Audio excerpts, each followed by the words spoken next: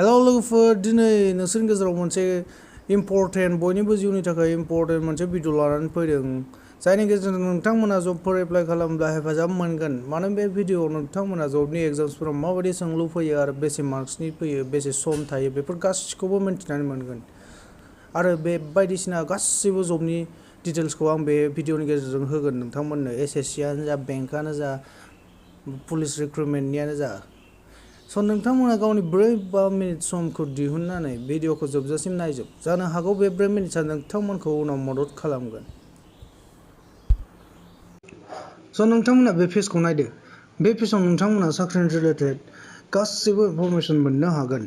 latest jobs बेयाव click खालामोबा नोंथांमोना नुनो मोनगोन दा सोलिबाय थानाय गोदान फैनाय जब्सफोरनि इनफरमेसन दा नै 2 जुलाइनिफ्राय बे फर्म फिलआप सोलिगासिनो बेसेबां बे 2027-3 सिम बेना लास्ट डेटआ माने 3 जुलाइसिममोन बेना लास्ट डेटआ आरो बिदिनो गोबां दङ बिदिनो नै गोबां दंबावो नोंथांमोना नायनानै लानो हागोन आरो नोंथांमोना बेहाय लकेसनबो चुज खालामजायो नैबे लकेसननि अपसन दंखायो बेहाय नोंथांमोना लकेसनाव जुदि आसाम होनानै लायोब्ला आसामाव ओंखारनाय जब्सफोरखौ नोंथांमोना नुनानै मोनगोन नै बेहाय गोबां दङ नोंथांमोना नायनानै ला आरो बिब्दिनो बे एपनि गेजेरजों जोङो प्रिभियास पेपार्सफोरखौबो नायनानै लानो हायो बेहाय नायदो प्रिभियास पेपार्सनि अपसन दंखायो दा बेहाय क्लिक खालामबाय दा बेहाय नायदो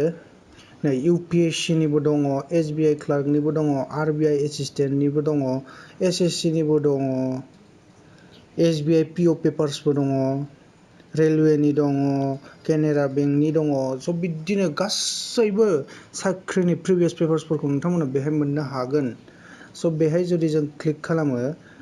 बिदि मोनसे पेज अपेन जागोन आरो बेहाय नों 2018नि नांगौ ना 17नि नांगौ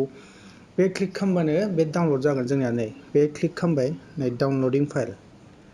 स' बिब्दिनो आरो नोंथांमोना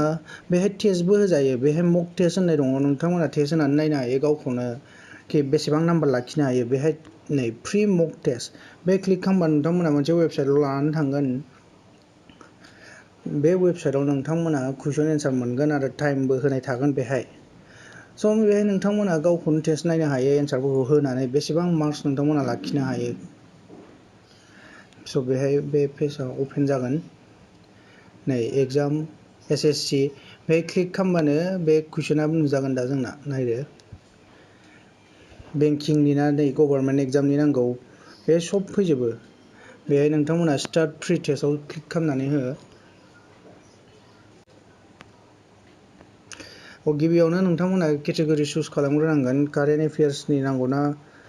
इंलिश लेंगुवेजनि ना मानि ना जेनेरेल एवारनेसनि ना इन्टेलिजेन्सनि जोङो नैबेयाव क्वान्टिटेटिभ एप्टिटिउडनिखौ लानोसै नाम्बार सिस्टेमनि गांबा पेपार दं 50 मार्क्सनि 25 कुइसन्स थागोन 15 मिनिट्स जों बेखौ देखायग्रोनोसै नोंथांमोननो स्टार्ट टेस्ट होनानै बेयाव नोंथांमोना साइन आउट खालामग्रोनानै लानांगोन नोंथांमोननि फुल नेम इमेल एड्रेस बेखौ स' बेयाव साइन आउट खालामनायनि उनाव नोंथांमोना बिदि पेज नुजानो मोनगोन जेराव नोंथांमोना एन्सार होनाय कुइसना ग्रिन कालारनि जागोन आरो नै नोंथांमोना भिजिट खालामदोंमोन आरो एन्सारखौ होनो हायासै गोजा कालारनि बिदि सब बेयाव मोनखाजोबगोन नोंथांमोना बेखौ नेक्स्ट होदो बेहाय I have readखौ होदो I am ready to begin आव होदो बे कुइसना नुजाबाय नै find the least natural number by which has been divided so the perfect square and remainder is 0 स' नोंथांमोना बे एन्सारखौ होदो